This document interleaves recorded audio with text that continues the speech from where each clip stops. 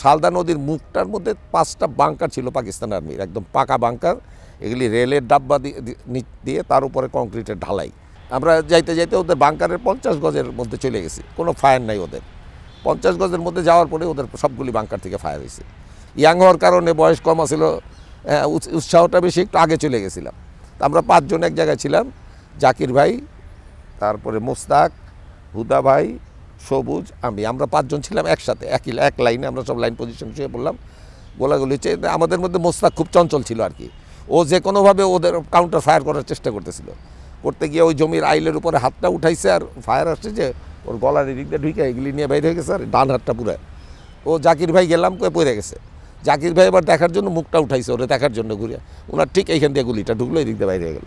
এর মধ্যে হুদা ভাইয়ের চেষ্টা করলো ফায়ার করতে, হুদা ভাইয়ের এসএলআরটা বাস্ট হয়ে গেল। যা হয় আর কি, 5 জনের মধ্যে 3 জনের এই অবস্থা। আমি চুপ করে পানি খাইতেছি, এরা পানি খাইতেছে, মাথা নিচে করে রয়েছি যে মাথা উঠাইলে তো গুলি লাগবে।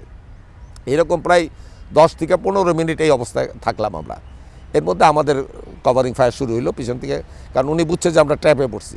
তো কভারিং ফায়ার পিছন থেকে শুরু হইলো, আস্তে আস্তে রোলিং করে আমি যেখান থেকে ওই আর গান ফায়ার করছিল ওই গ্রামে, ওইটার ভিতরে গিয়ে ঢুকলাম, ওই বাড়ির ভিতরে ঢুকলাম। বিকা দেখলাম আমার সাথে যে আরেকজন ও নাই। আবার সবার মন খারাপ, প্রথম কোনো সহযোদ্ধাকে হারালাম আমরা। মোস্তাকও ভাবতেছি যে ও বোধহয় মারা গেছে। তখন গেলাম খোকা ভাইদের বললাম যে জাকির ভাই তো মারা গেছে। তো সবাই সন্ধ্যার পরে এসে আমরা জানাজা পড়লাম।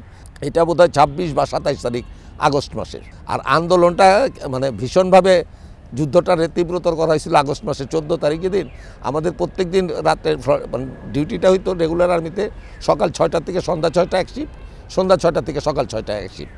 আবার যারা রিজার্ভে থাকতো এদেরকে নিয়ে রাত্রে আবার অ্যাটাকে যেত প্রত্যেক দিনই প্রায়। আমরা ঢাকা ঢুকলাম খোকাবাইদের 5-7 দিন আগে হবে।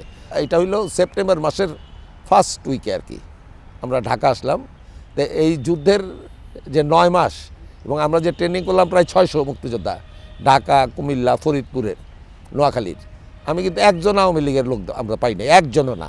এবং উল্লেখযোগ্য যারা সবাই ছাত্র ইউনিয়ন করতো, খোকাবাই ছাত্র ইউনিয়ন করতো, আজম খান ছাত্র ইউনিয়ন করতো, যুদ্ধকালীন কমান্ডার যারা সজীব ছাত্র ইউনিয়ন করতো, মানিক ভাই ছাত্র ইউনিয়ন করতো, সেবক ছাত্র ইউনিয়ন করতো, সবাই ছাত্র ইউনিয়ন ছিল। এক মায়া বীর বিক্রম, ওনাকে পাইছি, উনি কিন্তু 73 পর্যন্ত ছাত্র ইউনিয়নই করতেন।